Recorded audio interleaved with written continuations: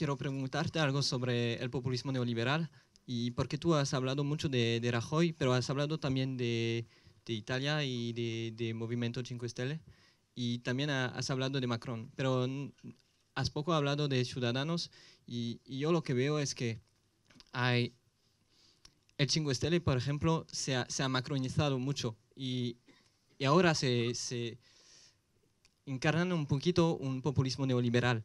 Y también en Francia tenemos Macron que propone un proyecto de populismo neoliberal. Y en España ahora tenéis Ciudadanos que ahora está más fuerte que antes, mucho más fuerte que antes desde la crisis de Cataluña.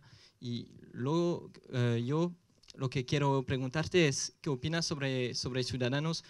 Si es el verdadero enemigo, porque yo no pienso que el PP se va a tener el poder hasta siempre. Es que las últimas elecciones en Cataluña han demostrado que Ciudadanos era una alternativa al PP. Pues, si tú puedes responderme sobre eso. Du coup, en français, en gros, on a parlé du mouvement 5 étoiles, on a parlé un petit peu de Macron, et on n'a pas beaucoup parlé de Ciudadanos. Et le mouvement 5 étoiles qui a fait 33% hier a gagné aussi parce qu'ils ont été capables ils se sont beaucoup macronisés en fait en réalité dans leur communication, et ils se sont beaucoup normalisés. Et en France, du coup, on a vu le phénomène Macron. Et donc, ce que j'étais en train de lui demander, c'était si c'était pas au fond Ciudadanos le vrai adversaire pour Podemos, dans le sens où cette forme de populisme néolibéral était en train de se généraliser en Europe. Et voilà, donc je te... Deuxième question. Mi pregunta va un poco en la misma dirección, pero de una forma diferente, porque yo creo que no se puede separar la crisis política de la crisis económica en Cataluña. Yo soy investigadora, soy catalana, y ya en 2013 el Síndic de Greuges había dicho que había 50.000 niños en Cataluña con malnutrición y que el 28% de los menores en Cataluña vivían bajo el umbral de la pobreza. Entonces, quizás los orígenes son diferentes, pero una va ligada a la otra sin duda. Entonces, yo quería venir sobre lo que tú has dicho, partiendo de la base de la dicotomía entre la sociedad cívica y digamos, el Estado-nación. Claramente lo que está pasando en España, con lo llamado el conflicto catalán, ha sido utilizado por la derecha, ¿no?, de ese Estado-nación como, ¿cómo decirlo?, como una trampa, yo diría, hacia todos lo que... O ha sido utilizado por la derecha, pero por la derecha no me refiero solo a Ciudadanos, y no me refiero solo al PP, sino también al PDeCAT, por ejemplo, en el que toda esta derecha, quizás no esté dando esta idea de seguridad y de garantía, quizás, ha ganado la partida de alguna forma y ha hecho que la izquierda pierda muchos votos tanto en Cataluña como en el resto de España. Entonces, ¿qué pensáis hacer vosotros respecto a esto, para justamente ir un poco más allá de ese populismo y quizás revertir ese populismo de Estado-nación hacia otra cosa que ofrezca una alternativa creíble para todo el Estado?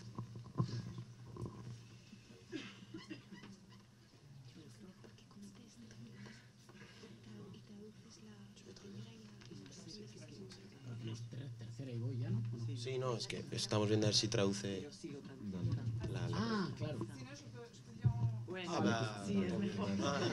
Désolée. En fait, il traduit tellement bien que je vous le laisse faire.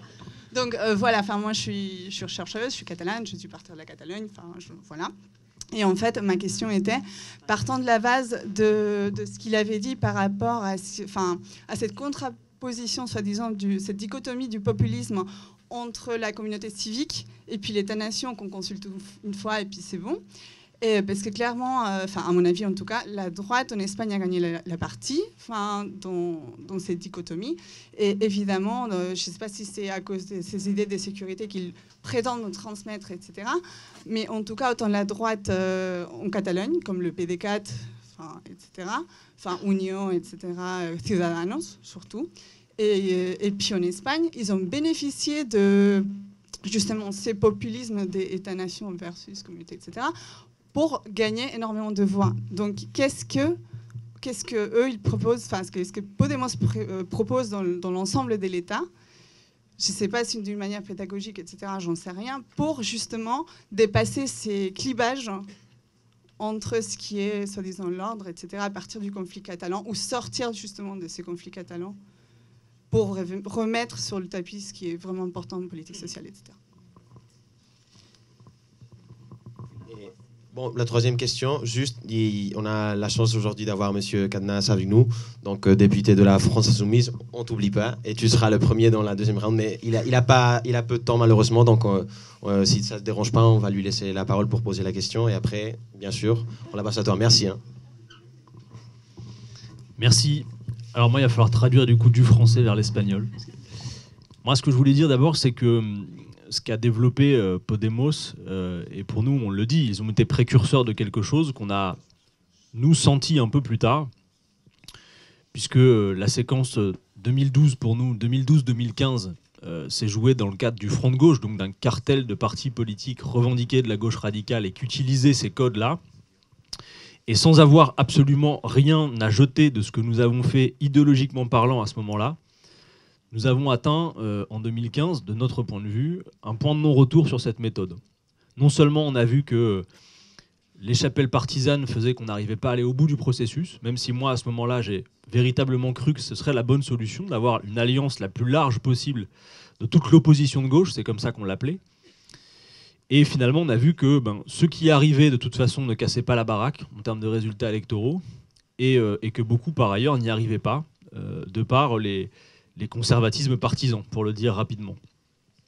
Et donc la méthode France Insoumise, pour nous, a permis ce qu'Inigo a bien décrit, c'est-à-dire que sur la base d'un contenu qui a été, de mon point de vue, amélioré, puisque je considère que sur le social et l'écologie, par exemple, notre programme de 2017 est bien plus abouti que celui de 2012, mais la manière dont nous l'avons porté, qui s'est émancipé de certains codes, et ça ne veut pas dire qu'on se détache de ces codes. J'ai bien aimé la métaphore qu'Inigo a utilisée quand il a dit on est très fiers de nos manuels de gauche, mais à un moment donné, on a simplement considéré qu'il n'était plus la porte d'entrée pour un nouveau public, de nouveaux électeurs. C'est exactement ce que nous avons tenté de faire. Et moi, j'en tire ces conclusions aujourd'hui. Beaucoup de gens viennent nous voir en nous disant, en 2012, avec la manière dont vous aviez porté cette campagne, nous ne vous aurions même pas écouté. Alors moi, je considère que c'est à tort, mais parce que les codes que nous utilisions, la manière dont nous faisions campagne, faisait que pour ces gens qui ne se reconnaissent pas dans ces codes-là, eh bien, ils ne venaient pas vers nous. Même pire, ils n'écoutaient même pas le discours que nous avions apporté.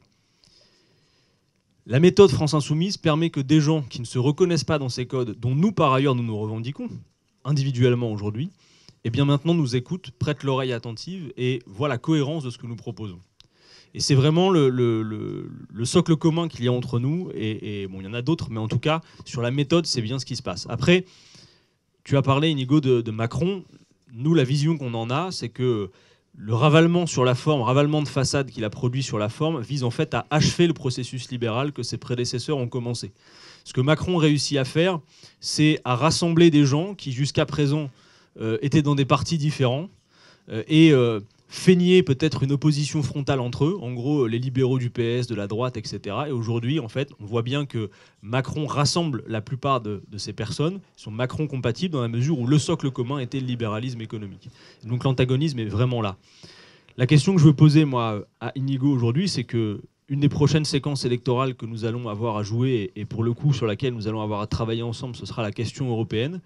Et moi, j'observe que si on a souvent dit que la question européenne intéressait peu, et que le scrutin européen intéressait peu les citoyens, moi, depuis maintenant 10 mois que je suis élu, chaque fois que je me déplace, quel que soit le sujet que nous évoquons, sur la situation sociale, écologique, démocratique, la question européenne vient systématiquement sur la table. Et de plus en plus de citoyens comprennent que c'est la clé de voûte, et notamment autour de la question des traités. Donc je voulais savoir comment les Espagnols, comment la population espagnole ressent cette question européenne. Est-ce qu'elle est aussi prégnante que chez nous ? Et par ailleurs, une autre question que je voulais poser aussi, qui n'a pas été abordée. Nous, le vrai cheval de bataille aussi dans notre action, c'est de lutter contre l'abstention qui reste criante, la grève civique qui s'exprime. Et je voulais savoir si Podemos a développé une stratégie sur cette question-là, notamment sur le terrain, pour ramener vers le vote des gens qui s'en sont durablement écartés.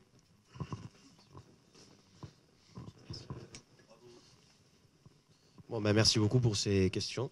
Donc, on passe la parole à Monsieur Errejón. Son complicadas, pero voy. Efectivamente hay una cierta, y yo lo dije en una entrevista que me hicieron los compañeros de Leven Selev, hay una cierta tendencia en muchos países europeos a que la mejor defensa de los viejos privilegios se haga con un lenguaje pretendidamente, digamos, popular y renovador. De tal manera que se trata de levantar una energía popular muy llamativa para dejar las cosas o en su sitio o con más ventajas aún para los de arriba de cómo estaban antes. Digamos, un cierto populismo neoliberal que es destituyente contra los políticos, pero deja a las oligarquías económicas siempre libres de toda culpa. Digamos, Trump, como ejemplo de un señor que carga las tintas siempre contra los burócratas de Washington y nunca dice ni una sola palabra con respecto, por ejemplo, a los lobbies que trabajan entre bastidores y que hacen que sus políticas siempre vayan en beneficio de unos y no de otros. Sería esa especie de movimiento destituyente que va contra los representantes, pero que deja siempre libre de toda culpa los poderes fácticos que hay detrás. Y que de esta manera se convierte en una especie de fuerza de renovación cosmética muy potente, porque barre la superficie sin tocar las fuerzas que hay en el subsuelo, las fuerzas verdaderamente importantes.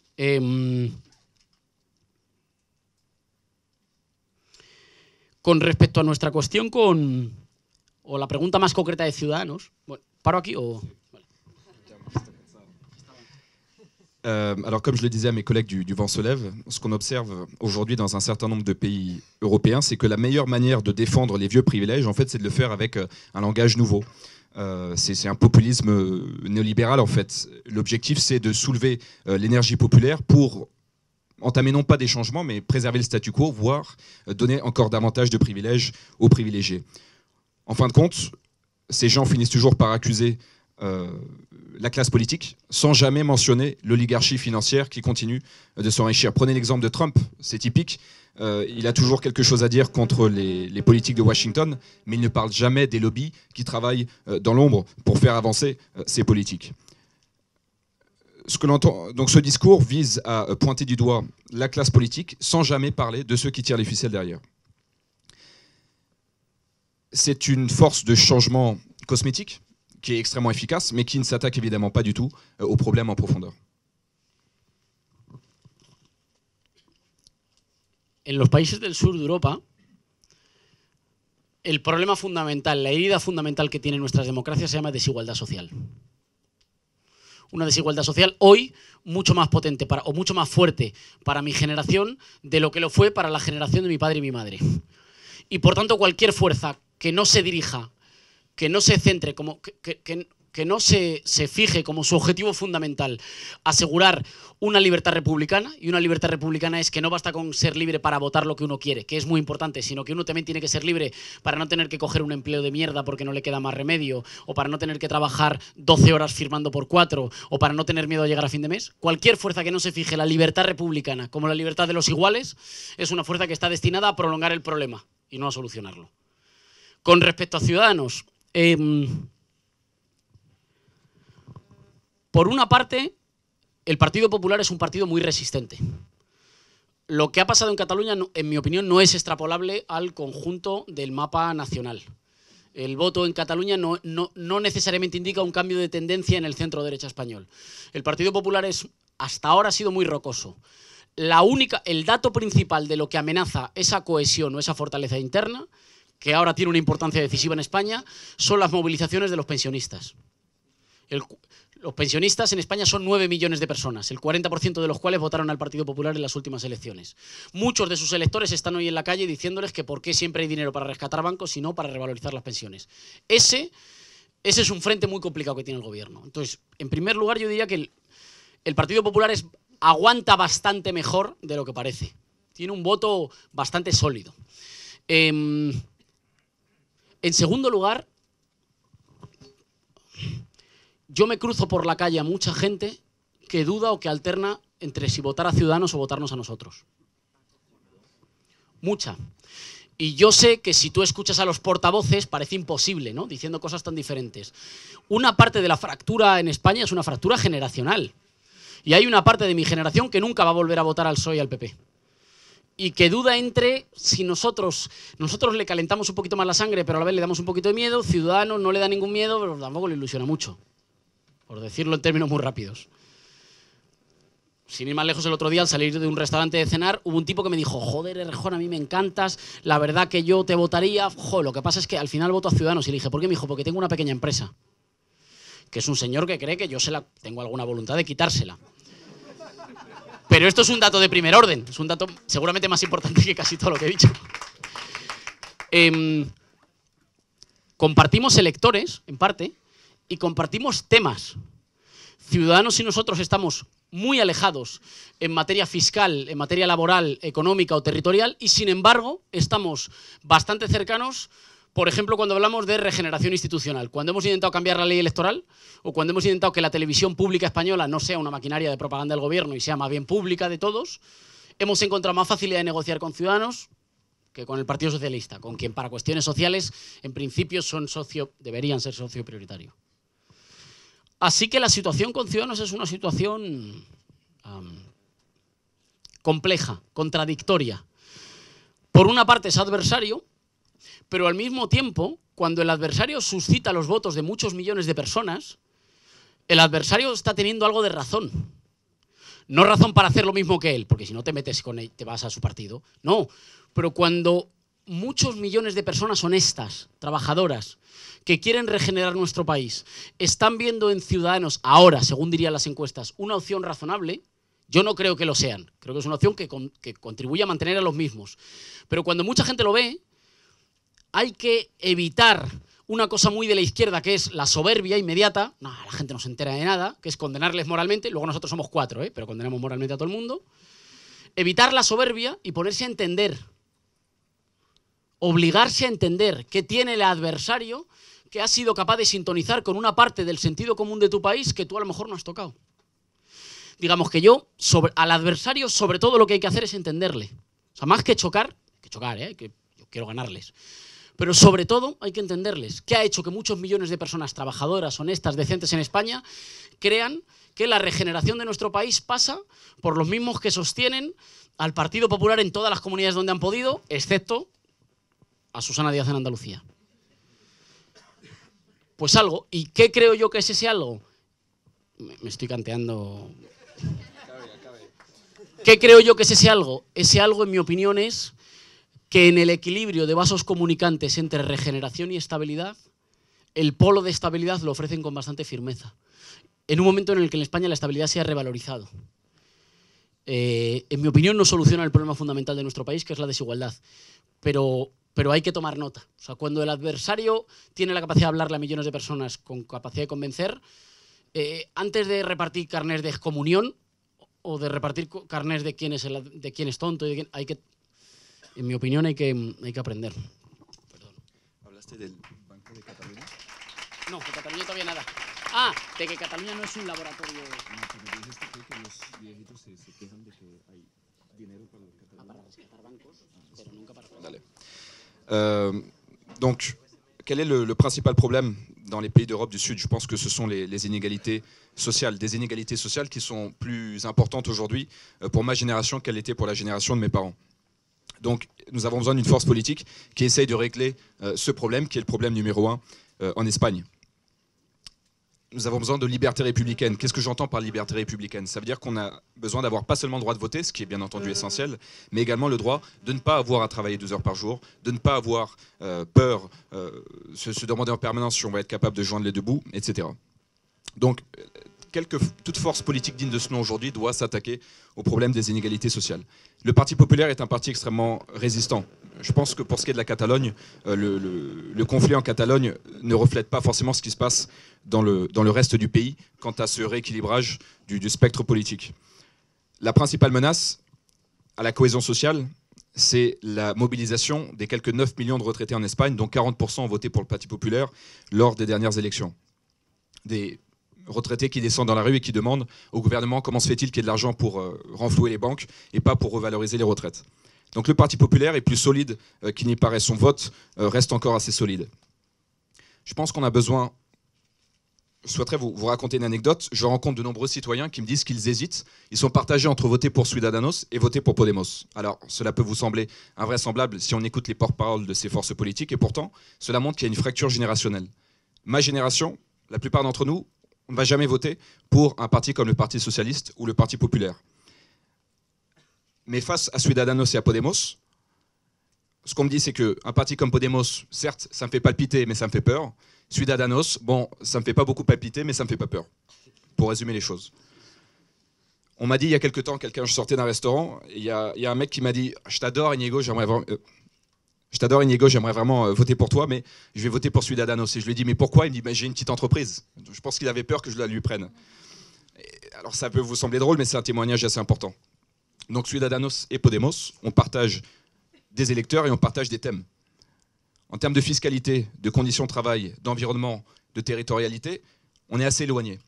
Mais on est d'accord sur certaines choses comme le besoin d'une réforme en profondeur des institutions ou le besoin de reprendre la télévision publique qui est utilisée aujourd'hui comme outil de propagande par le Parti populaire. Donc c'est parfois plus difficile sur ces questions de négocier avec Ciudadanos qu'avec le Parti socialiste. Donc la situation, elle est... C'est plus facile. Oui, pardon. C'est plus facile parfois de négocier avec eux qu'avec le Parti socialiste. Donc la situation, elle est difficile, elle est contradictoire. C'est un adversaire, certes, mais c'est un adversaire qui suscite l'adhésion de millions de personnes en Espagne. Donc il y a bien à avoir une raison. Ça ne veut pas dire qu'on va faire la même chose. Sinon, on peut tous aller prendre notre carte de Ciudadanos. Mais s'il y a des millions d'Espagnols honnêtes, des travailleurs qui veulent rénover, qui veulent réformer en profondeur le pays, qui sont d'accord avec Ciudadanos, qui considèrent que c'est une option raisonnable. Moi, je ne pense pas que ce soit une option raisonnable, mais il faut éviter de tomber dans le piège dans lequel tombent beaucoup de gauchistes, qui est le piège de l'orgueil, et de dire, les condamner moralement et dire non, nous on n'est que 3, mais c'est nous qui avons raison, vous avez tous tort. Il faut qu'on essaye de les comprendre. Comprendre comment est-ce qu'ils ont fait pour convaincre autant d'Espagnols. Il faut qu'on comprenne notre adversaire. Il ne faut pas seulement qu'on l'affronte. Alors, comment expliquer le succès de Ciudadanos aujourd'hui ? Je pense qu'il y a un public très important aujourd'hui qui est en recherche de stabilité en Espagne, et c'est ce qui les attire chez Ciudadanos. Bon, après, moi je pense que le principal problème, c'est les inégalités. Con respecto a la pregunta de Cataluña,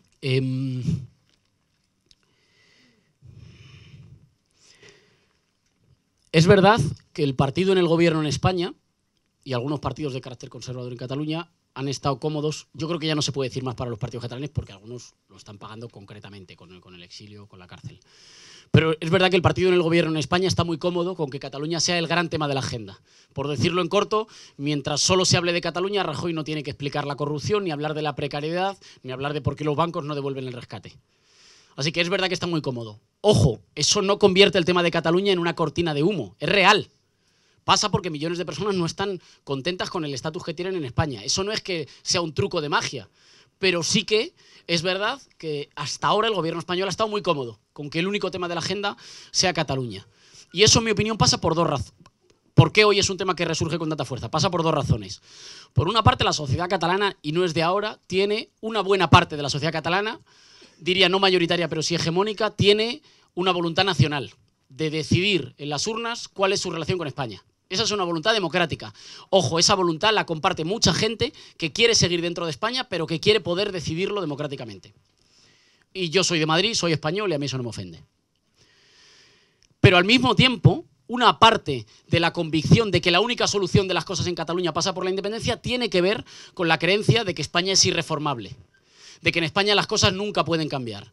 Bien, yo soy español, así que yo dedico todas las horas que puedo a convencer a la gente de que eso no es así, de que España sí tiene cambio. Por ejemplo, el independentismo durante mucho tiempo ha hecho mucha fuerza del mito de que Madrid era una especie de... era una ciudad sin habitantes, era una ciudad en la que solo había como el Tribunal Constitucional, cuarteles de la Guardia Civil y la sede de Libertad Digital, ¿no? A lo mejor un medio de comunicación como particularmente conservador.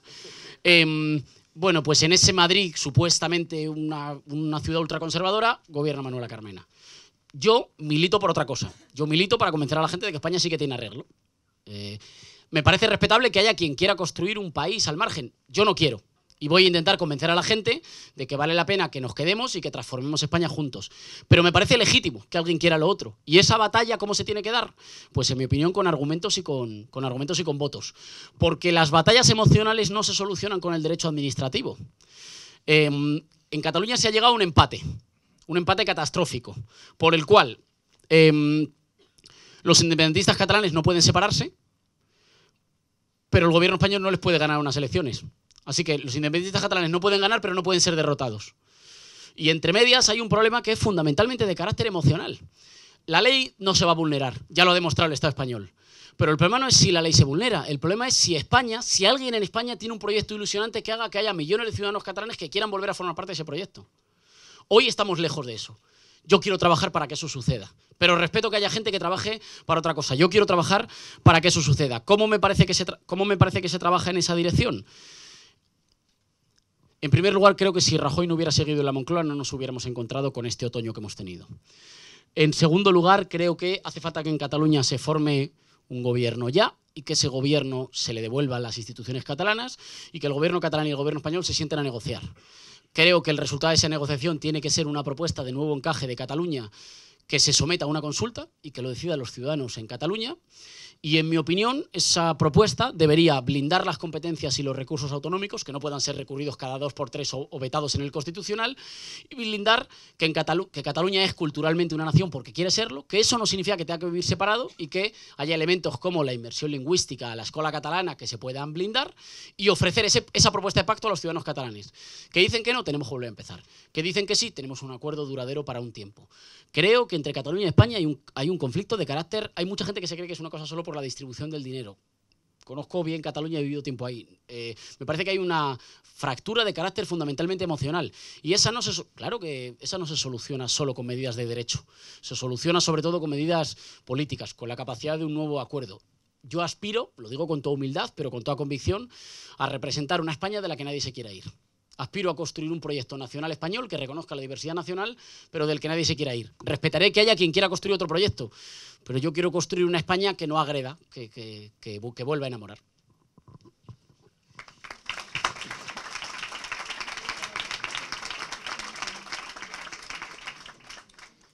Pour ce qui est de la Catalogne, c'est vrai que ça arrange beaucoup le Parti populaire qu'on parle que de la Catalogne, évidemment, puisque pendant ce temps, le Parti populaire et le gouvernement au pouvoir n'est pas obligé de parler de la corruption, des banques qui n'ont pas rendu l'argent qu'on leur a prêté pendant la crise, de la précarité, etc. Mais cela ne veut pas dire qu'il ne se passe rien en Catalogne, car il y a en effet des millions de Catalans qui ne sont pas contents avec l'état actuel des choses et avec les statuts entre la Catalogne et le reste de l'Espagne. Donc c'est vrai que jusqu'à présent, le Parti populaire se réjouit de ce qui se passe en Catalogne. Comment est-ce qu'on en est arrivé là? En Catalogne, il y a, et cela ne date pas d'hier, une majorité de la population qui souhaite décider de sa relation avec l'Espagne. Beaucoup souhaitent rester en Espagne, mais ils souhaitent pouvoir en décider par la voie référendaire. Et ça, c'est quelque chose que je respecte tout à fait, moi-même qui suis de Madrid. En Catalogne, il faut savoir que beaucoup de personnes pensent qu'il est impossible de réformer l'Espagne. Et que par conséquent, la seule solution, c'est de créer un nouveau pays. Moi, je souhaite leur montrer qu'il est possible de réformer l'Espagne. À Madrid, par exemple, beaucoup de personnes pensent que Madrid, c'est une ville fantôme, une ville désertée, où vous avez uniquement le siège du Parti populaire, de la principale télévision qui lui sert de propagande, et des postes de commissariat de la Guardia Civile, et le tribunal constitutionnel. Mais aujourd'hui, c'est Carmena qui dirige Madrid. Donc je veux les convaincre qu'il est possible de réformer l'Espagne. Si certains souhaitent créer un autre pays, c'est une volonté légitime, mais moi je veux les convaincre que nous pouvons créer un pays duquel ils n'auront pas envie de partir. Alors comment? Par le biais d'une campagne, avec des arguments, car on ne peut pas tout régler avec le droit administratif. Aujourd'hui en Catalogne, on est dans une impasse, c'est-à-dire que, si j'ai bien compris, et ceux qui connaissent mieux le sujet que moi peuvent corriger le traducteur, les indépendantistes ne souhaitent pas se séparer. En même temps, il n'est pas possible d'organiser des élections, donc ils ne peuvent pas ni être battus, ni gagner, ni être battus. On a bien compris en Espagne que la loi ne sera pas violée, certes, mais ce n'est pas ça le problème. Le problème, c'est de savoir si en Espagne, on peut formuler un projet qui suscite l'espoir chez les citoyens, et aujourd'hui, ce n'est pas le cas. Et c'est ça qu'on doit essayer de faire. Comment? Tout d'abord, si Rajoy n'était pas là, je pense que les événements qu'on a observés au cours de l'automne ne se seraient pas produits. Deuxièmement, il faut qu'on forme un gouvernement en Catalogne. Il faut que les institutions soit rendu à la Catalogne. Et ensuite, il faut que le gouvernement catalan et le gouvernement espagnol s'assoient autour de la table des négociations pour parler d'un nouveau projet, un projet sur la relation entre la Catalogne et l'Espagne. Ce projet doit ensuite être soumis à un vote afin que les Catalans puissent se décider. Il faut leur proposer, par exemple, d'augmenter les prérogatives de la communauté de Catalogne. Il faut reconnaître davantage encore l'importance de la langue catalogne, de la spécificité culturelle de la Catalogne, etc. Si ils refusent ce projet, tant pis. Mais s'ils acceptent, on aura un projet, on aura un accord à long terme. Il y a des Espagnols qui pensent que le problème en Catalogne est uniquement un problème d'ordre financier. Mais ce n'est pas vrai, il y a une véritable fracture émotionnelle en Espagne. Une fracture qu'on ne pourra pas uniquement résoudre par le biais juridique. Donc, moi, ce que je veux, c'est représenter un projet pour un pays duquel personne n'aura envie de partir.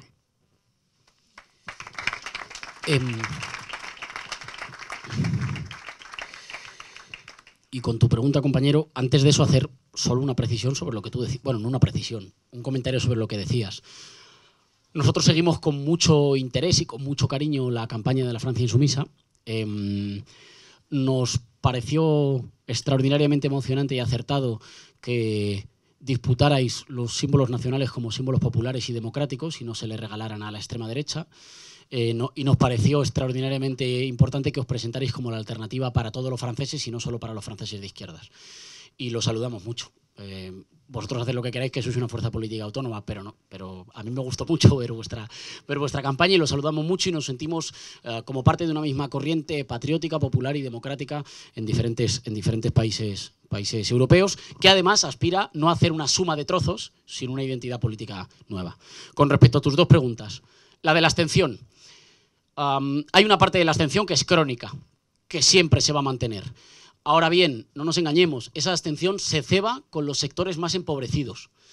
La mejor manera de combatir la abstención no es con el marketing político. La mejor manera de combatir la abstención es con la educación, los servicios públicos, los servicios sociales y la igualación social.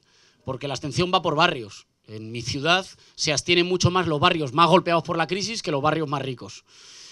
Así que me molesta mucho cuando los políticos se rasgan las vestiduras el domingo por la abstención, pero luego el lunes no se hacen cargo de que los mismos barrios que tienen abstención son los que tienen más paro juvenil, o más exclusión social, o más chavales que no tienen nada que hacer con su vida, porque una cosa y la otra son la misma. Ahora bien, en términos de discurso, yo creo que la abstención se reduce cuando hay pasión, cuando hay algo en juego. Si las elecciones son para elegir entre dos señores que se parecen muchísimo, hablan muy parecido y van a aplicar cosas muy parecidas, me da igual, me quedo en casa. Cuando hay la percepción de que este domingo va a pasar algo, de que este domingo en las urnas se dirime algo decisivo para el destino de la gente común y de nuestro pueblo, mucha más gente se moviliza. Durante mucho tiempo nos han contado que en nuestras democracias, si había demasiada pasión, les iba mal. Yo creo que es al revés. Nuestras democracias se han quedado raquíticas porque se han quedado de una anemia emocional, porque no pasaba nada, a nadie le importaba. Por eso la gente llenaba más los estadios de fútbol, que me parece genial, que los mítines de fuerzas políticas. Porque en un estadio de fútbol cantas, te emocionas. Tú imagínate que en un partido de fútbol, por ejemplo el de esta noche, tú imagínate que en un partido de fútbol al final los dos equipos dijeran, bueno, por el bien de los consensos de Estado vamos a hacer un pacto y vamos a empatar. Pues los estadios se vaciarían. Porque tiene que haber pasión, tiene que haber pelea pacífica, pero tiene que haber pelea, tiene que haber competición, tiene que haber sangre. Metafórica. Así que yo diría que contra la abstención tiene que haber pasión política.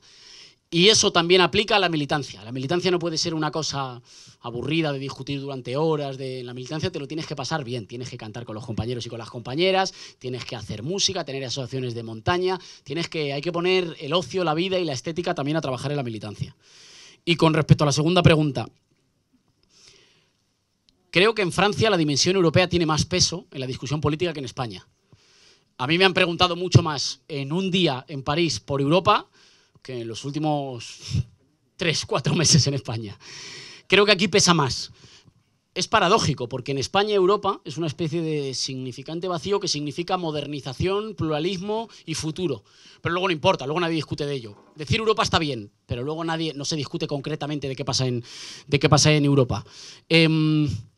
Así que creo que aquí pesa más y, en mi opinión, Portugal nos está enseñando una parte del camino. ¿Por qué? Pues porque yo creo, como vosotros, que hay que cambiar la correlación de fuerzas en Europa, que hay que refundar el proyecto europeo y que los peores enemigos del proyecto europeo son quienes han asociado en la mente de los pueblos Unión Europea a recortes, a precariedad, a fraude fiscal, porque eso es lo que hace que la gente se desencante con Europa.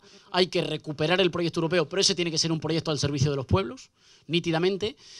Hay que cambiar la correlación de fuerzas en Europa, claramente. Para mí eso pasa, lo digo directamente, por una confederación mediterránea de pueblos y de países europeos que cambiemos la balanza de poder en Europa. De los bancos alemanes a los pueblos, empezando en primer lugar por los pueblos que hemos soportado su expansión sobre nuestras espaldas, que son los pueblos mediterráneos, pero eso se hace conquistando gobiernos nacionales país a país. Y bien sabes que el que conquista un gobierno, cuando lo conquista está solo. Ahí está el ejemplo de los compañeros griegos. Y cuando lo conquista se mueve en el estrecho margen que le queda. A mí el ejemplo de Portugal me parece que es un ejemplo del que deberíamos estar discutiendo perfectamente.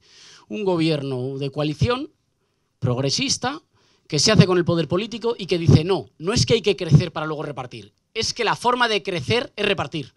Subir los salarios, blindar los servicios públicos, generar empleo público, restablecer los derechos erosionados y con eso aumentar el dinero contante y sonante, la renta disponible de las familias para aumentar la demanda interna y crecer y hacer que el motor de crecimiento del país no sea la especulación ni sea el turismo barato, sino sean la renta disponible de las familias. Es un país que ha aplicado en pequeñito un New Deal del siglo XXI, en pequeñito.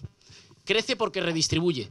Para mí el ejemplo de Portugal es muy bueno. Portugal estará ahí para cuando nos sumemos más gobiernos patrióticos, populares y democráticos para hacer fuerza juntos. Pero mientras tanto va haciendo el camino que puede. Y creo que es una historia de éxito. No digamos si lo comparamos con las últimas historias de éxito que ha pretendido fundar. En la última Renzi. La última historia de éxito que quería fundar Bruselas es Renzi, ahí está. Pues de Portugal se habla menos que de Renzi, pero ha mejorado más la vida de su gente de lo que todos los experimentos de Bruselas juntos.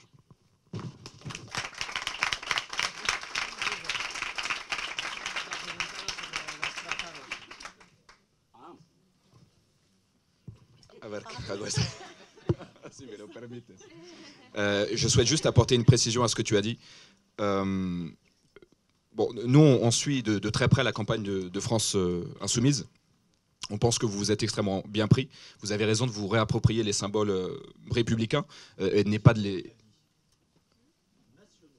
Vous avez raison, vous avez raison.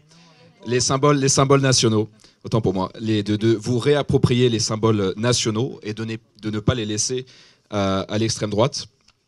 Vous avez raison aussi d'essayer de tendre la main vers les différents peuples de gauche. Nous, on pense que c'est une très bonne idée. C'est votre parti politique, bien entendu, mais bon, on vous donne notre avis, on en est très content. Et on se sent proche de vous, puisque vous êtes une force démocratique, populaire, patriotique. Pour ce qui est de l'abstention, il y a une partie de l'abstention qui est une abstention chronique et qui touche tout particulièrement les franges les plus pauvres de la population. Et je pense que la meilleure manière d'y faire face, c'est pas d'utiliser un marketing politique, c'est d'améliorer l'éducation, les services publics, les services sociaux. À Madrid, par exemple, ce sont les quartiers les plus touchés par la crise où on observe le plus d'abstention aujourd'hui.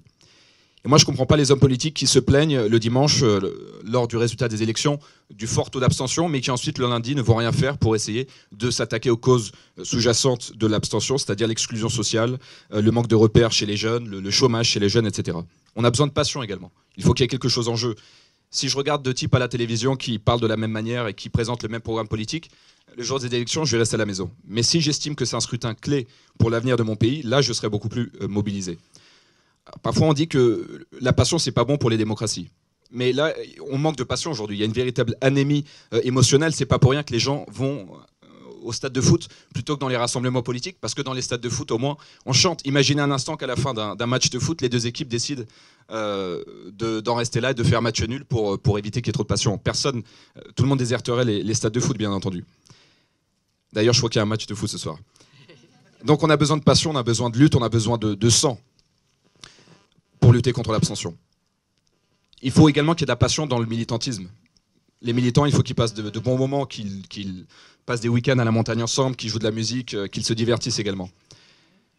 Pour ce qui est de l'Europe et de la France, je pense qu'en France, la question européenne est bien plus importante qu'en Espagne. À Paris, aujourd'hui, par exemple, je pense qu'on m'a posé plus de questions sur l'Europe qu'en 3 mois en Espagne. C'est assez paradoxal parce qu'en Espagne, l'Europe est généralement perçue comme étant un moteur de la modernité, du pluralisme, de l'avenir, mais on n'en parle pas. Le Portugal est peut-être un exemple à suivre. Aujourd'hui, on a besoin de changer le rapport de force en Europe. Les pires ennemis du projet européen, ce sont ceux qui ont associé le projet européen aux politiques d'austérité, à l'évasion fiscale, aux coupes budgétaires. Donc on a besoin d'incarner un projet européen pour le peuple. Comment? Eh bien, en créant une confédération méditerranéenne pour le projet européen, afin que l'Europe, on la reprenne des mains des banques allemandes pour la remettre entre les mains du peuple, tout particulièrement les peuples qui ont le plus souffert de la crise, à savoir les peuples du Sud et ceux qui ont permis à ces banques allemandes de s'enrichir. Il faut le faire par la voie des urnes, bien entendu, mais comme on le sait très bien, arriver au pouvoir, ça ne suffit pas. Car ensuite, on est tout seul, c'est ce qu'on a vu en Grèce, par exemple. Mais le Portugal est un bon exemple. Vous avez un gouvernement de coalition, un gouvernement progressiste qui a dit non, non, non, on a besoin de croissance, certes, mais dans un premier temps, on va essayer de revaloriser les salaires, de créer de l'emploi, ce qui va permettre de mettre davantage d'argent dans les poches des familles, ce qui va leur permettre de consommer, ce qui va par la suite générer une demande et de la croissance. Comme ça, la croissance sera stimulée par cette demande intérieure et non pas par la spéculation. C'est un New Deal d'une certaine manière. Je pense que c'est un bon exemple qu'on peut utiliser.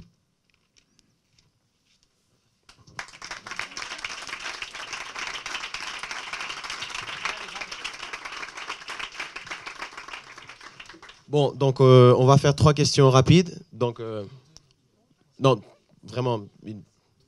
Iñigo, très rapide. Ok. 3 questions, mais vraiment on essaie de les faire rapides. Donc, lui, il est déjà assuré. On l'a où? Il est parti? Ah, dommage. Et là-bas au fond, donc là, on va donner une première déjà. Hola. Pues yo tenía una pregunta sobre la dirección estratégica de Podemos, porque en los recientes meses o años, desde las elecciones, básicamente, como visto del extranjero, hemos visto como un giro desde la estrategia del principio, que era una estrategia populista asumida, hacia como una vuelta a una identidad de izquierda tradicional o más tradicional. No quiero decir que el populismo fue completamente abandonado, pero no sé, pues, ¿qué pasó? Es mi pregunta. La derrota, pues derrota porque no habéis ganado, y las segundas elecciones, pues los resultados fueron no tan extraordinarios que en las elecciones del 20 de diciembre, pero esa derrota hizo que hubo una necesidad de volver a una identidad política básica de izquierda para expansionar, y pues ¿en qué eso entra en contradicción con los presupuestos populistas que habéis defendido desde el principio? ¿Y es eso la política para el invierno? ¿Es eso lo que querías decir con la política para el otoño, el invierno? Y pues ya. Ok.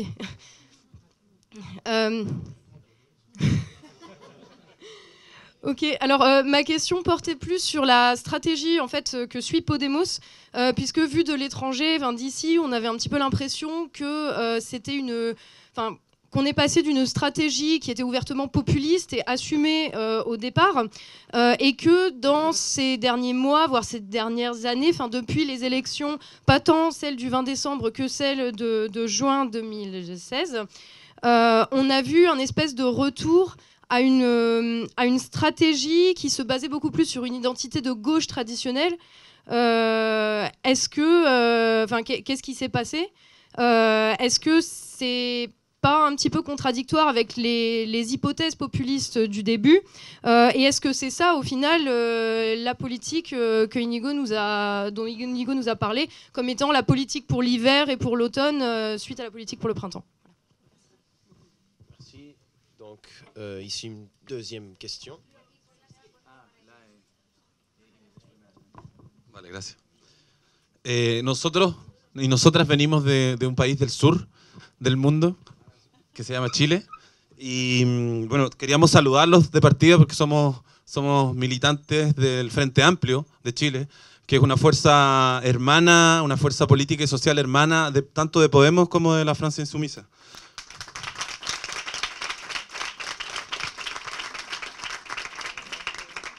Tenemos historias compartidas actuales, pero también historias compartidas con España, con Francia y con Chile de antaño. Quizás lo que nos toca más a nosotros hoy día, que nosotros hemos sido el laboratorio, todos lo saben, el laboratorio del neoliberalismo, el primero del mundo, y uno de los más profundos, si no el más. Y estamos en ese proceso hoy día en Chile y en el mundo también, como los círculos de Podemos, nosotros tenemos comunales, que es como nos organizamos de manera territorial, y creemos que la pregunta o el comentario en esta posibilidad de cómo ven ustedes en España la salida o esta salida post-neoliberal, que creo que es una discusión potente porque de pasar de la reforma también a tener un horizonte más, poder decirlo así, emancipador y contrahegemónico, que vaya también en el sentido, por ejemplo, del postcrecimiento, ¿no? En países como Chile, como el nuestro, el tema del extractivismo y de la expropiación por desposesión de los recursos naturales, pero no solamente de los recursos naturales, sino que de los derechos sociales también, ha sido la forma de trabajar del neoliberalismo, asociado también a la utilización de la democracia para una oligarquía. Y ahí se nos ocurren, y también son cosas similares, de cosas que están pasando en España con el ejemplo del municipalismo o con un proceso. Tampoco hablaste tú mucho, Íñigo, sobre el proceso constituyente, hablaste algo sobre el proceso destituyente, que es algo que también estamos reflexionando nosotros desde Chile, pero nos parece que el proceso constituyente es clave, el municipalismo también, y una tercera pata que creemos también que es muy importante, que es cómo instalamos políticas prefigurativas, que quiere decir cómo empezamos a construir desde hoy día, desde los movimientos sociales, desde los movimientos locales, desde los movimientos barriales, políticas antes de conquistar las instituciones nacionales, regionales o los municipios mismos. Por ahí va la pregunta, ¿cómo podemos, en esta estrategia, es más o menos lo que nosotros nos estamos planteando, como una estrategia de conquista institucional, pero que no quite las dos patas de la lucha y de la pelea hegemónica, por un lado, de conquistar a los que no están politizados y también de ir construyendo esas políticas prefigurativas que van construyendo ese otro mundo que queremos para hoy día y para mañana?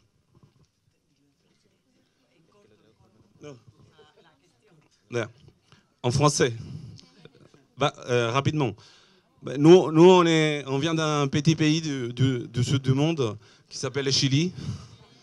On a des histoires partagées avec l'Espagne, avec la France aussi, des histoires longues, les fronts populaires, des luttes, les mouvements sociaux, etc.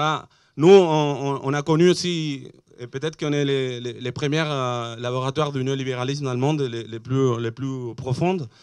Et nous, on fait partie du Frente Amplio, qui est une force politique sort du Podemos de la France Insoumise dans ce moment. Et nous, on est en train de réfléchir. Je ne l'ai pas dit en espagnol avant, mais on a fait 20% aux dernières élections présidentielles. On était à 100 000 votes de passer au deuxième tour.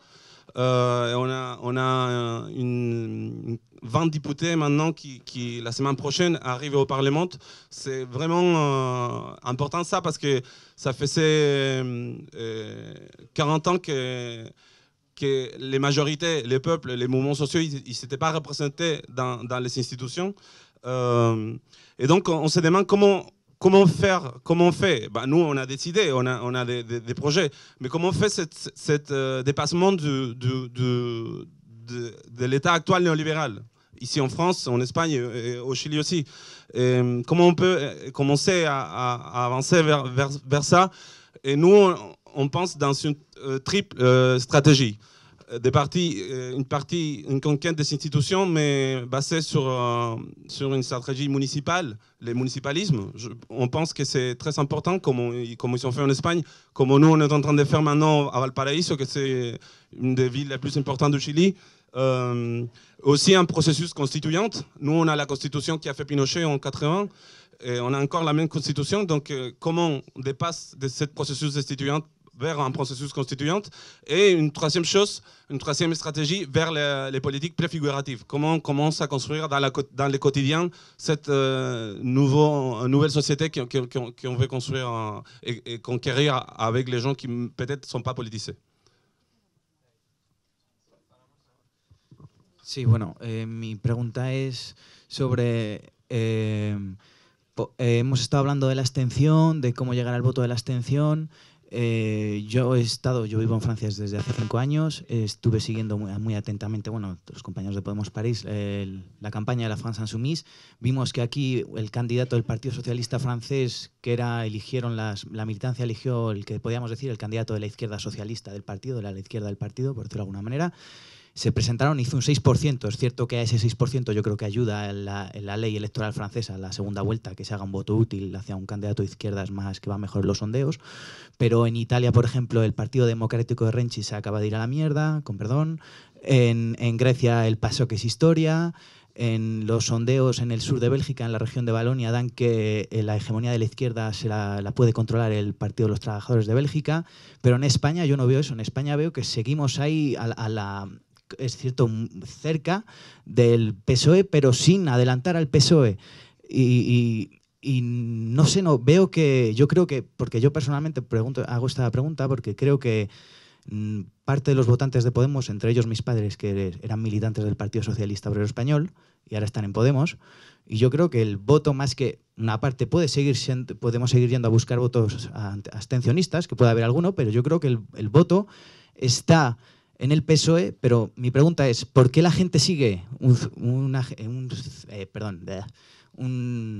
sector importante de la población española sigue votando al PSOE a piñón fijo?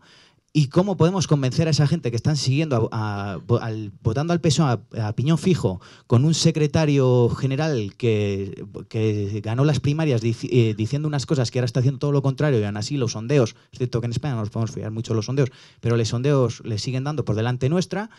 ¿Cómo podemos cambiar eso? Esa es mi pregunta. Bon, en français, vite fait, ça veut dire, en Espagne, Podemos, il n'arrive pas à se faire, on va dire, d'une façon avec l'hégémonie de la gauche, pour dépasser le Parti Socialiste, qui toujours, il est devant nous, pas trop loin de nous, mais quand même, il est devant nous. Parce qu'en France, on voit que le PS, il est à 6%, qu'en Italie, il est à 19%, qu'en Grèce, il a disparu, qu'en Belgique, bon, c'est ça la question. Que comment on peut, en Espagne, comment on peut aller vers les votants du PSOE.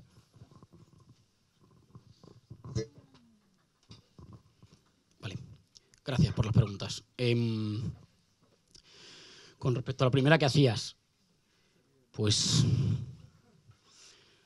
entre la primera y la segunda elección general en 20 de diciembre del 15, 26 de junio del 2016 y el tipo de estrategia y también de alianzas con otras fuerzas políticas, a nosotros se nos abre un debate político de calado, cuya traducción mediática es solo una cosa de si fulanito y menganito se ha peleado más o menos, pero que tiene detrás un debate político de calado. Y lo digo con la máxima claridad posible y con la máxima lealtad. Se abre un debate político estratégico al que yo concurro con las ideas que creo que son mejor para Podemos y para España, y pierdo. Y hago aquello que había dicho que iba a hacer, que es abrir la discusión, dar la discusión en abierto y al día siguiente aceptar, por supuesto, el resultado. Digamos, el resultado a mí no me gusta, pero eso no lo hace menos legítimo. Es profundamente legítimo, se produce un resultado y a partir de entonces a remar y a trabajar juntos. En mi opinión, en nuestro segundo congreso se da esa disyuntiva que tú mencionas, que es elegir, en un cierto sentido, es elegir caminos estratégicos y políticos. Se da esa disyuntiva se da y la militancia, o toda la gente que quiere participar, 100 y pico mil personas, deciden y yo salgo derrotado. Decía Azaña, aquel que pierde y no sufre es un miserable. A mí no me gusta, pero eso no significa, uno tiene que tenerle lealtad a los proyectos en los que milita, cuando en las más fáciles y en las menos fáciles, y es lo que he intentado hacer. El rumbo que tenemos ahora es el rumbo que decide la militancia en nuestro segundo congreso. Esa especie de recuperación de algunos de los motivos tradicionales de la izquierda no es a lo que yo me refiero con política para el invierno. Creo que no hay que confundir, digamos, un estilo político nacional popular o populista con solo la tonalidad destituyente confundirlo solo con el que se vayan todos. No. En sociedades de estados desarrollados, pues claro, no hacemos política en una sociedad con un estado, en sociedades de estados sólidos y densos, el único populismo progresista posible es un populismo republicano, que se hace cargo de la densidad institucional y de la importancia de las instituciones, y que hoy, en mi opinión, se tiene que hacer cargo de la importancia que la estabilidad, la certidumbre y la institucionalidad tienen, sobre todo para los sectores más golpeados. Por eso insisto en ser menos, digamos, fuerza que intente representar a la izquierda y ser más fuerza que intente representar las amplias voluntades o esperanzas del pueblo español.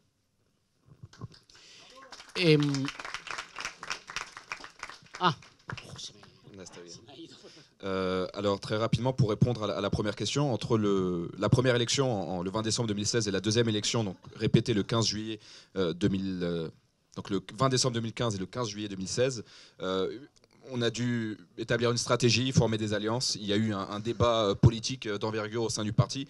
Alors à la télévision, c'était parfois dépeint comme étant une querelle entre Fulanito et Fulanito, mais en fait, c'était un véritable débat stratégique. J'y ai participé, j'ai avancé mes idées. Il se trouve que j'ai perdu, mais j'ai accepté les résultats car ils étaient légitimes. Donc maintenant, il faut se retrousser les manches et se mettre au travail. C'est comme ça que ça fonctionne. Les militants ont décidé pendant le deuxième congrès. Alors j'ai perdu, ça me fait mal certes, mais je suis loyal vis-à-vis de mon parti.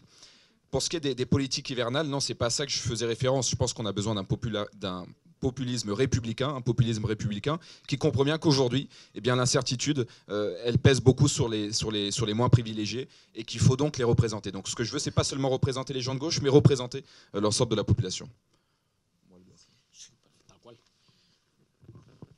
Saludos a los compañeros del Frente Amplio, qué gusto que estéis, que nosotros también nos vemos como hermanos y vibramos con vuestros avances allá.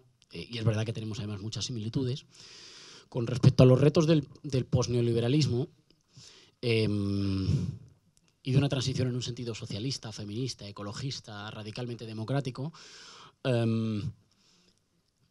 creo que las experiencias posneoliberales o progresistas han sido muy avanzadas en redistribución de la riqueza, inclusión ciudadana y defensa drástica de la democracia. No me parece un dato menor, sino fundamental, sobre todo para el continente latinoamericano, que en muchos sitios el regreso de las derechas al poder político se haya producido con los votos. A mí ese regreso no me ha gustado, pero las últimas veces que regresaron con genocidios.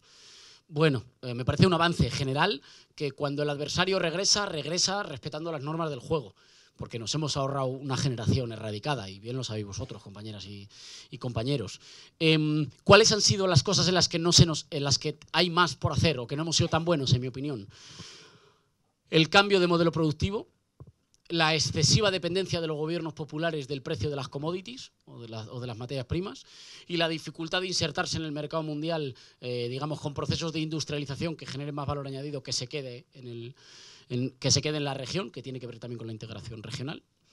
El problema, en mi opinión, absolutamente fundamental de las clases medias. A menudo los procesos de transformación de signo popular tienen una contradicción. Sus políticas de redistribución de la riqueza sacan a millones de personas de la pobreza y la convierten en clase media, y una vez que esa gente se convierte en clase media, te abandona por el camino porque tiene otras preferencias personales, vitales, y deja de votarte. También porque muchas veces los gobiernos populares les siguen hablando como los que eran hace 5 o hace 10 años, sin haberte dado cuenta que han cambiado precisamente por lo exitoso de tus políticas públicas, pero que entonces el tipo de alianza que tienes que establecer con los sectores medios es diferente. No es regañarles o decirles yo te he sacado de la pobreza hace 7 años, es establecer un tipo de pacto social y político por el cual comprometas a las clases medias con el nuevo orden constitucional. Esto es, tienes que pagar impuestos y a cambio ser usuario y disfrutar los servicios públicos universales. Si los servicios públicos se perciben solo como una cosa para los más pobres, los sectores medios nunca tendrán incentivos para pagarlos, para acompañarlos o para defenderlos. Si los sectores medios no usan la sanidad pública, tienen pensiones privadas, atraviesan las calles en 4x4 blindados y nunca llevarían a sus hijos a la educación pública porque es mala, entonces nunca querrán pagar los impuestos o sostener a los gobiernos que generan servicios públicos universales. Hay que generar un pacto de Estado con las nuevas clases medias que son producto a veces de los gobiernos populares. Creo que esos gobiernos no han tenido una política para el péndulo y le han exigido muchas veces a sus poblaciones que estén en revolución permanente, y eso ya sabemos que salvo en la extrema izquierda no sucede, La gente no vive en revolución permanente y a veces la gente quiere vidas normales, no quiere ser convocada cada año para hacer historia. Y en general los gobiernos progresistas no han tenido una política de la normalidad y esa política siempre viene el flujo y luego viene el reflujo. Y con lo que decías de las políticas prefigurativas me parece en clave, que en mi opinión es como llamar a las políticas de la irreversibilidad. Cómo construir algo así como lo que el neoliberalismo ha hecho en Europa, que es un régimen tal que incluso cuando ganan partidos progresistas, ganan casi pidiendo perdón por ganar. Oye, perdona si molesto, te lo desordeno un poco el Estado, perdona, voy a estar un añito, 2, luego ya vuelves tú. Es decir, cómo generar ese tipo de transformaciones que hagan cambios antropológicos, sociológicos y culturales irreversibles como los que ha hecho el enemigo. Por ejemplo, para no poner los grandes cambios, los cambios urbanísticos. Yo no sé cómo será aquí. En mi región, en la Comunidad de Madrid, todos los nuevos barrios son barrios producidos para que no haya lugares de encuentro. No hay plazas, no hay bancos, no hay lugares donde encontrarse. Es gran urbanismo para que solo te relaciones a través del coche, el centro comercial y el lugar de trabajo. Ese urbanismo genera un tipo de subjetividad neoliberal. De tal manera que aunque ganemos las elecciones, la gente que se ha criado ahí, se ha criado con pautas menos comunitarias, más consumistas. Tú no tocas a la gente, no hay fiestas del barrio, no hay asociación de vecinos, no hay plaza donde veas a los niños jugar, hay todo en los centros comerciales. Eso es una política relativamente irreversible.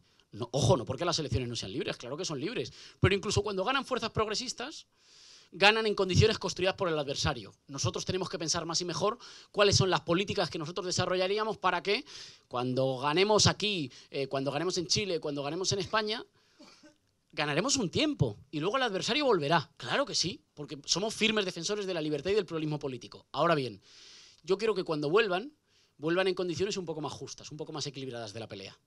Porque hasta ahora el partido de fútbol es, perdón por las metáforas futbolísticas, que se va acercando el momento. El partido de fútbol es un campo así, nosotros 9 jugadores, ellos 15, nuestra portería es inmensa y la mete solo con tirar a gol, la suya es de hockey, nos pitan todas las faltas, digamos, ahora el campo está muy desequilibrado. Yo quiero que siga habiendo, claro, que gobierne quien decida la gente, pero a ver si nuestro paso por el gobierno, 4, 8 o 12 años, hace que la siguiente vez el campo esté más equilibrado. Cuando nos tengamos que volver a medir, midámonos en condiciones un poquito más justas. Creo que tenemos que pensar mejor en esa cuestión de qué políticas hacen irreversible el cambio político.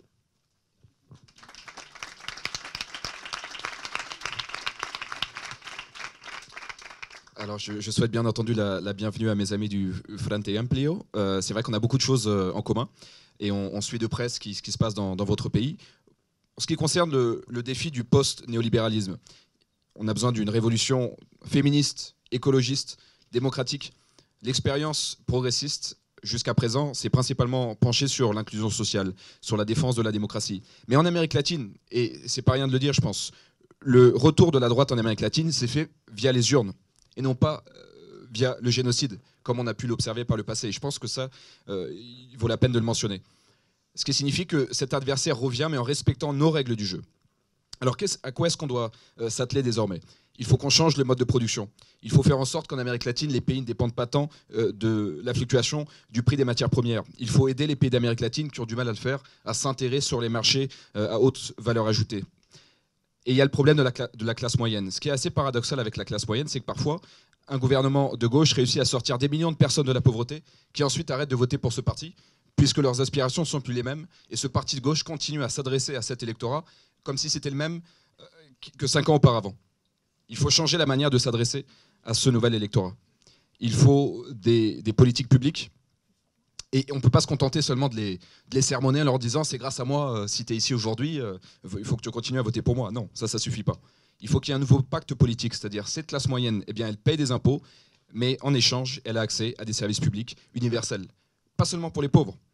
Car si la classe moyenne se déplace en Hummer, si elle va dans des écoles privées, si elle va dans des hôpitaux privés, elle n'aura aucune incitation pour financer ces services publics s'ils bénéficient uniquement aux pauvres. Donc on a besoin d'un pacte avec cette classe moyenne qui a émergé grâce à ces partis de gauche.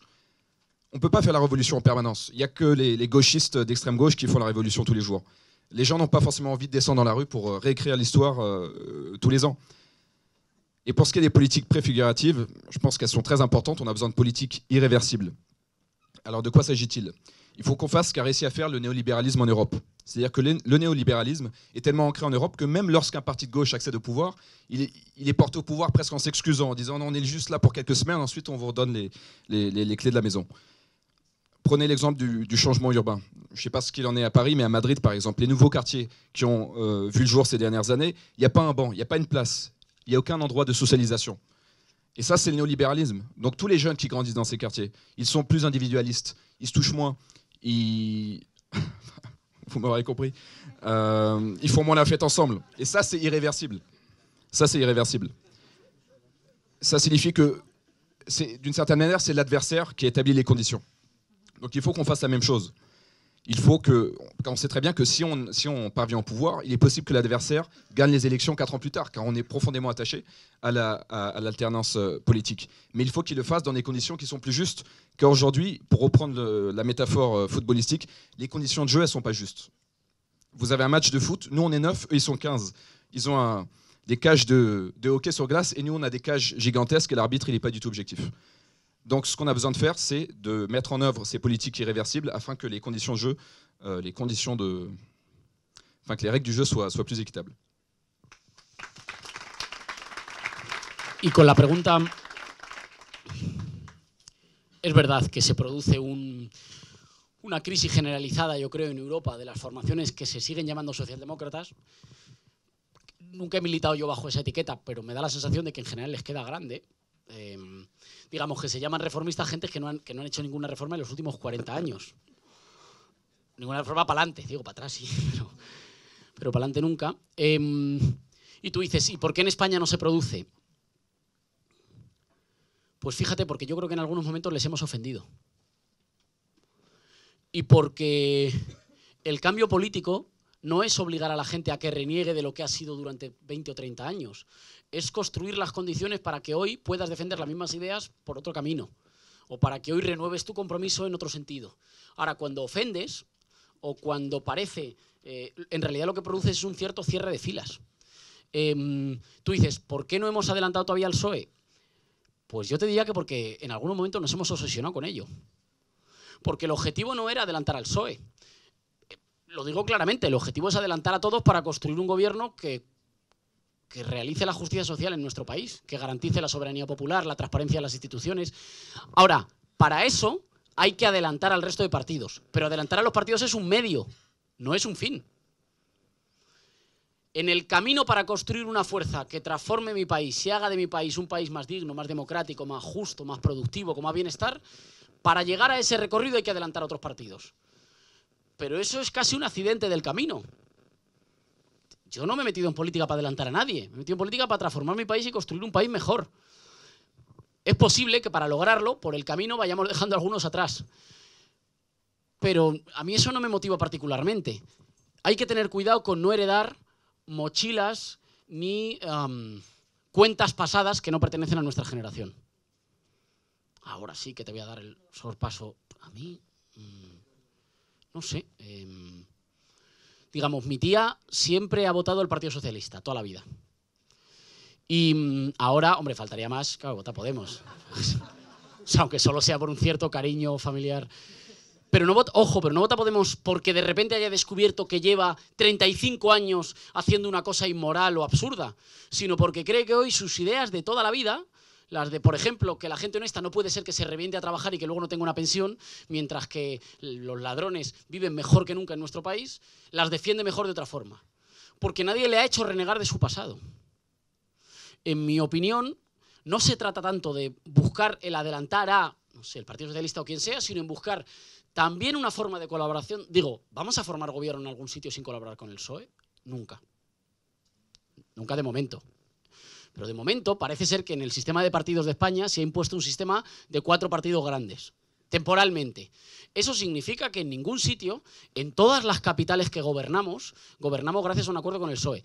Y el PSOE, en casi todas las comunidades autónomas menos Andalucía, gobierna gracias a acuerdos con nosotros. ¿Cuál debe ser en ese caso nuestra relación con el PSOE? Una relación que permita la cooperación y al mismo tiempo la competencia. Mira, nos vamos a seguir peleando a veces por los votos en las elecciones, pero nos vamos a necesitar para gobernar juntos. Y seguiremos pugnando por quién lleva sus ideas más adelante. Yo querré ir más lejos. Pues mira, donde gobernamos yo quiero renta básica y tú dices que solo renta para los más pobres. O donde gobernamos yo quiero auditoría de la deuda y tú dices que solo quieres una auditoría de una parte. Bueno, pues ¿te acuerdas de cuando decir renta básica en España era una locura de populistas y ahora se lo hemos oído decir al Partido Socialista? ¿O cuando decir que España era un país plurinacional era una locura propia de gente que quería romper España y ahora lo dice el Partido Socialista?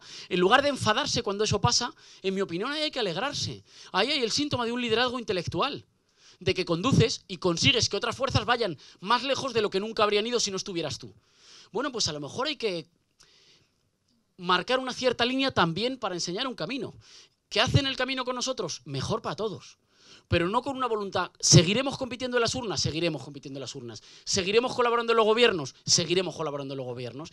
Estoy tan seguro de las ideas que defendemos, del proyecto que defendemos, que creo que cuanto más nos acerquemos, mejor. Porque es que estoy convencido que incluso muchos votantes, militantes históricos tradicionales del Partido Socialista, no pueden evitar emocionarse, sentir que lo que decimos entronca con los ideales que ellos han tenido siempre en la cabeza, sentir que lo que decimos entronca incluso a veces más de lo que dicen sus propios dirigentes, siempre que no les haga renunciar a lo que han sido, pasar por debajo el futbolín, quemar el carnet. Claro, eso no. Pero porque tampoco hace falta, si es que el cambio en nuestro país no es la revisión de los 40 años pasados, sobre todo porque eso no lo vamos a cambiar.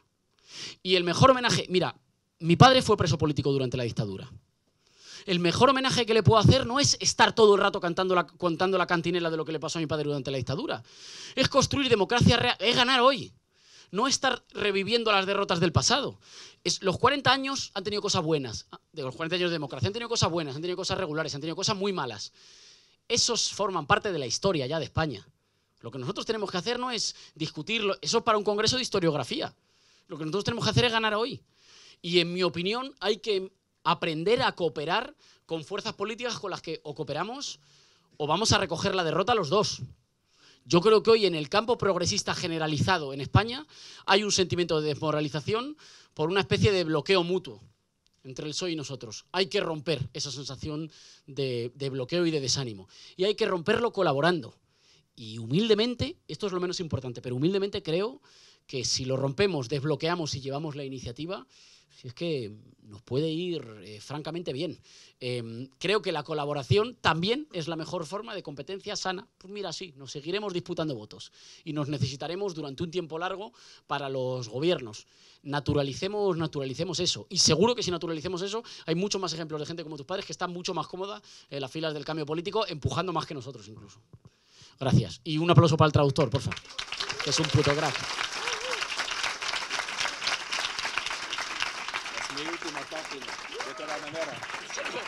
Así entero.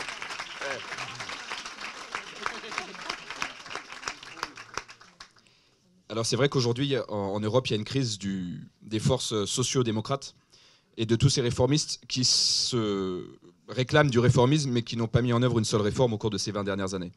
Pour ce qui est de la situation en Espagne,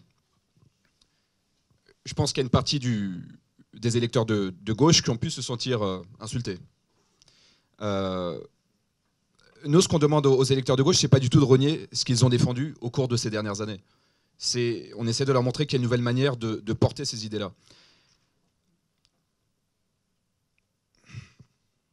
Notre objectif, tu me demandes pourquoi est-ce qu'on n'est pas arrivé avant le PSOE au cours de ces dernières élections.